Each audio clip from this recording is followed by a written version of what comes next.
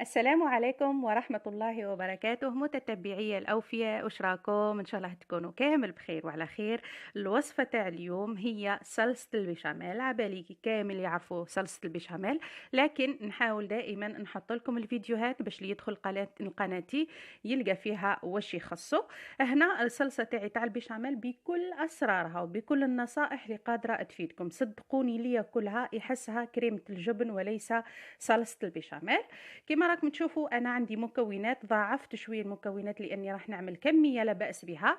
انتم طبعا تتقيدوا بالحجم ولا الكميه اللي حابينها. عندي 3 كيسان حليب تاع لحظه، دائما الصلصات نديرهم بحليب لحظه.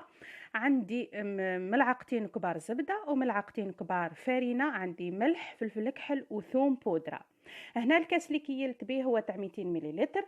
اما هنا البابريكا ولا الكركم، علاه وريتها لكم باه يعني الا حبيتوا تلونوا صلصه البيشاميل تاعكم قادرين تلونوها بالبابريكا او بالكركم او الزعفران، لكم الاختيار. اول شيء نحط الكاسرونه تاعي، نحط فيها ملعقتين كبار من المارغرين او من الزبده، ثم نحطها فوق النار. نذوب غير شوية الزبدة تاعي، بعدها نضيف ملعقتين كبار من الفرينة أو من الطحين. طبعا دائما المقدار يكون ملعقتين كبار من نفس المقدار تاع الزبدة هو نفس المقدار تاع الفرينة أو الطحين. دائما نخدموا الزبدة مع الفرينة تاعنا جيدا فوق نار قليلة، يعني متوسطة ماهيش قوية بزاف. نحاولوا نحمصوا هذيك الفرينة في هذيك الزبدة بيان كوم يلفو، نحمصوها مليح في هذيك الزبده، بحيث الصلصه تاعنا تاع البيشاميل كي نتبعوا هذه الخطوات ما تجيش ثقيله وما تجيش توجع، يعني ما توجعناش. راح نضيف الكاس تاع الحليب بالتدريج. انا عندي 3 كيسان عملت حليب بودره، ويفضل انكم تعملوا حليب بودره لقوام رائع وقوام يعني لذيذ وقوام كريمي. نضيف الحليب بشوية، راح تلاحظوا باللي الفرينة تمتص هذاك الحليب. نضيف بشوية ونحرك كما راكم تشوفوا، نزيد كمية من الحليب ونحرك وهي على نار قليلة. نخدموها بشوية بشوية، هذه الطريقة الصحيحة تاع البشاميل، به يعني تكون طايبة هذيك الفرينة، تكون طايبة وما توجعكمش. شوفوا راكم تلاحظوا الفرينة كيف تمتص لي في الحليب على نار قليلة فقط، التحريك المستمر. يعني تحبوا تعملوا الخلاط اليدوي ولا بالمغرف تاع العود كيما تحبوا نتوما. هنا بعد ما كملت الكاس الاول، شوفوا البنات الفرينه تاعي راهي مازالت تمتص، يعني مازالت بحاجه الى الحليب.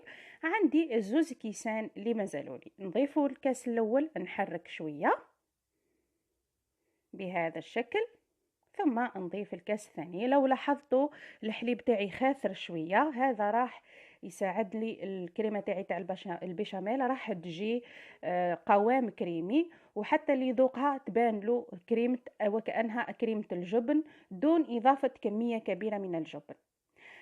نستمر في التحريك حتى نحصل على القوام. دائما ما تخلوش الكريمه تاعكم او صلصه البيشاميل تاعكم تنشف بزاف، علاه لانه كي تبرد راح تزيد تتماسك وراح تزيد يعني تحصلوا على قوام كثيف. اول ما تشوفوا بدا شويه يعقد او تختار شويه، نضيف انا هنا عندي 3 مثلثات او جبن مثلثات فقط، يعني ما نضيفش كميه كبيره من الجبن. عندي 3 حبات ضفتهم. شوفوا القوام اللي تحصلت عليه. في هذه الأثناء راح نطفي على صلصة البشاميل. طبعا صلصة البشاميل كاين اللي يحبها خفيفة وكاين اللي يحبها ثقيلة. هنا الجبن تاعي راهو مازال ما ذابش، راح نخليه هكذا، ما نخلطش بزاف باش هذاك الجبن تاعي ما يذوبليش. ولا كيما تحبوا انتم، تقدروا تضيفوا كميه كبيره من الجبن، تقدروا تعملوا جبن طري وجبن مبشور اللي عندكم. انا هنا هذه هي الطريقه تاعي. ودائما كنصيحه تكون الفلفل الكحل تاعكم يكون مطحون جديد، راح يعطيكم ذوق رائع. وهنا الثوم بودره راح يعطي واحد الذوق رائع لكريمه البيشاميل تاعكم. اما التلوين تحبوا تلونوها بالبابريكا ولا بزعفران ولا بالكركم كيما تحبوا نتوما. هذه صلصه البيشاميل تاعي البنات. شوفوا راهي قريب تبرد، يعني مازالت مش بارده مليح، قوام رائع صدقوني. واحد البنة فيها والله والله اللي يذوقها يحسبها كريمة الجبن. هذه وصفتي نهار اليوم. انتظروا مني وصفات أخرى رائعة جدا بهذا الصلصة.